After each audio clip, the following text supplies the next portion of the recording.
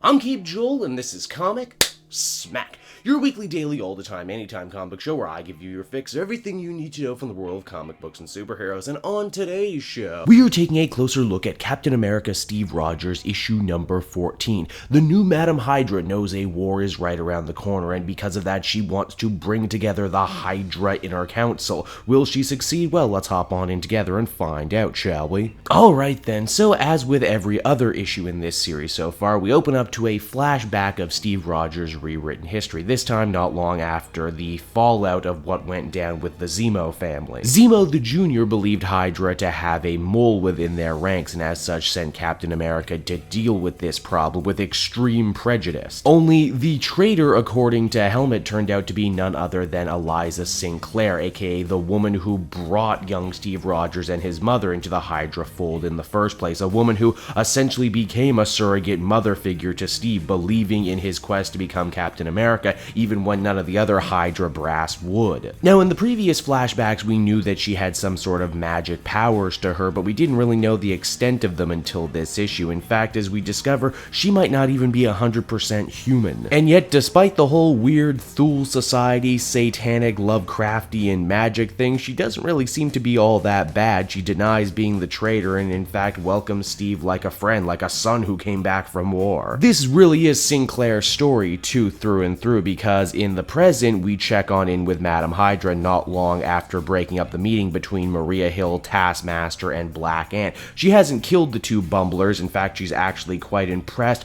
that what is essentially the Beavis and Butthead of the Marvel superhero community could come so close to ruining her plans and giving away the secret that Steve has actually been a Hydra sleeper agent all along. She knows deep down these two have no real ideals of their own, and just in exchange for a little money, they can serve as great assets to Hydra. Oh, but it's not just them she's after. This issue is basically Madam Hydra on one giant recruitment drive. She picks up Hive, who you may remember from Agents of S.H.I.E.L.D., basically a giant evil alien squid with Nazi ideals. Only in comics, am I right? The master of mind manipulation, Dr. Faust Jr. I like to make a point of saying he's Junior because we already saw his father who looked just like him in the past flashbacks. If you're making a new Hydra club, of course you gotta include Armin Zola, the tech expert, face on a computer screen, an OG Nazi. He's lured to join Madam Hydra's new cause with promises of getting to work with the Cosmic Cube once again. And lastly, and most painfully for Sinclair the Kraken, who obviously isn't Daniel Whitehall, that guy is long dead,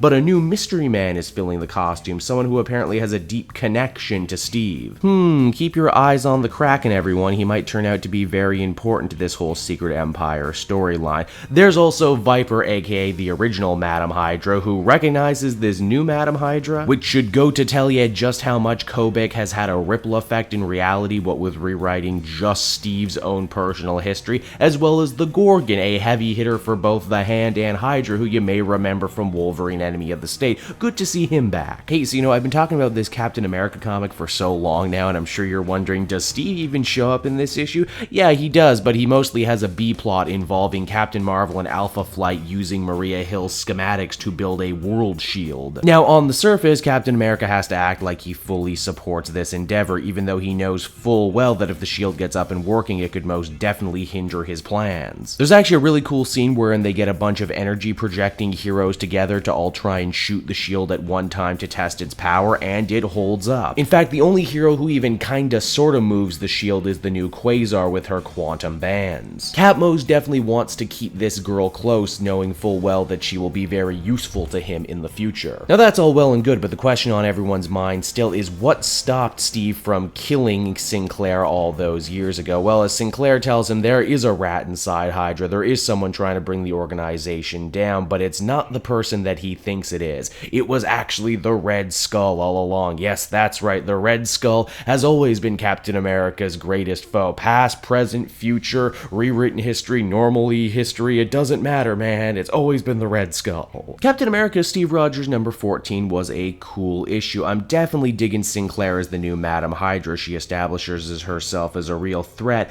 and as a longtime comic fan, it's cool to see all these other Hydra-associated characters get brought in together on one sort of supergroup. I mean, come on, they're like the Velvet Revolver of Nazi supervillain death cults. The question, too, is definitely brought up, though, is Madam Hydra doing all this of her own accord, or is she doing it because Steve asked her to? We don't really know yet. It's even more compelling because we know full well Sinclair didn't exist before Kobik. She doesn't belong. She's an aberration. But Kobik was actually able to create such a charismatic and powerful individual. She's able to unite all these squabbling Hydra leaders under one flag. Furthermore to that, I actually kind of enjoy Nick Spencer's choice to use Captain America sparingly in the last few issues. We're ramping up for Secret Empire, and as such, we gotta put all the pieces into place, and we don't want to get sick or bored of Hydra Cap just yet. You know, absence making the heart grow fonder and all of that. Overall, another very compelling issue. I would give this one an 8 out of 10. So there you have it, everyone, another Captain America book on the record. If you want to keep up to date with everything that's been happening with Steve Rogers in the lead up to Secret Empire, please check out this handy dandy playlist I had made, or if that doesn't do it for you, check out any of the other videos I have on offer here at the channel. Don't forget social media either. You can find links to my Twitch, my Twitter, my Instagram, and all of that down in the description of this very video. It's a great way to keep up to date on what I got coming out on the channel. And if you want to support my channel and the creation of videos just like this one, you'll also find a link to my Patreon down there where you'll get exclusive videos before anyone else, and just my cyber tip jar if you got a little spare chain ski to drop in. Until next time, everyone, I've been Cape Joel, thank you for watching, and I will see you in the next video.